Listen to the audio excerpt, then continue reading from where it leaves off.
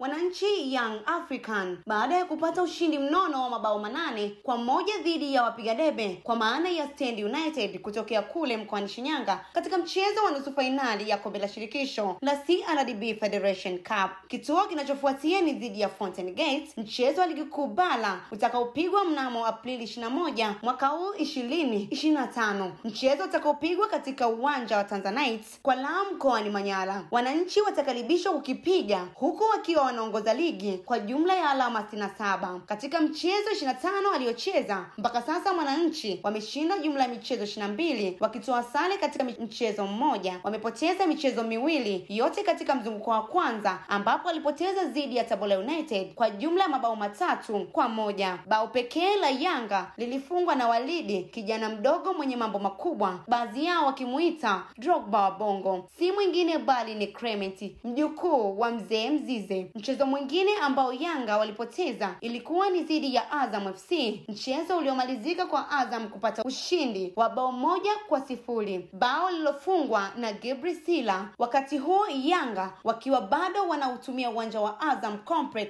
kama uwanja wao wa nyumbani kabla ya kuhamia na kuanza kutumia rasmi uwanja wa KMC Complex kwa michezo yao yote ya nyumbani. Wakati huo wenyeji wa Young katika mchezo huu Fountain Gate FC wao wamecheza jumla ya michezo 26 wakiwa na alama 29 katika michezo yote ya ligi kuu msimu huu. Mpaka sasa Fountain Gate wameshinda michezo 8 pekee, sare katika michezo 5 na wakikubali vipigo katika michezo 13. Nini kitatokea katika mchezo unaokutanisha miamba hawa wawili? Yanga wakihitaji ushindi ili kuendelea kujihakikishia nafasi ya ubingwa wa ligi kuu, wakihitaji kufanya hivyo kwa mara 4 mfululizo. Kwa upande wa Fountain Gate wao wanahitaji ushindi ili kuweza kujihakikishia nafasi ya kusalia katika ligi kuu kwa msimu ujao 2025-2026. Basi na shaka ni miongoni mwa michezo itakayovutia hisia za wapenzi na mashabiki wa soka nchini. Wapo wanaotamani kuona Yanga itaendeleza ubabe wake wa kupata ushindi, lakini wengine wakitaka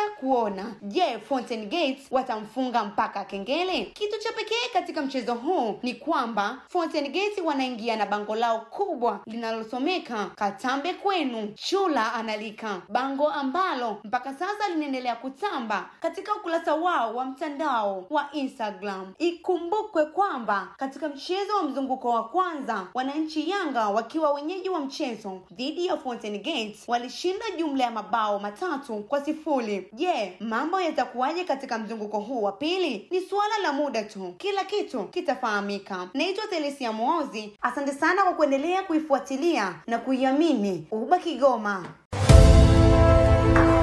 Ujiji Broadcasting Academy, excellence is our signature.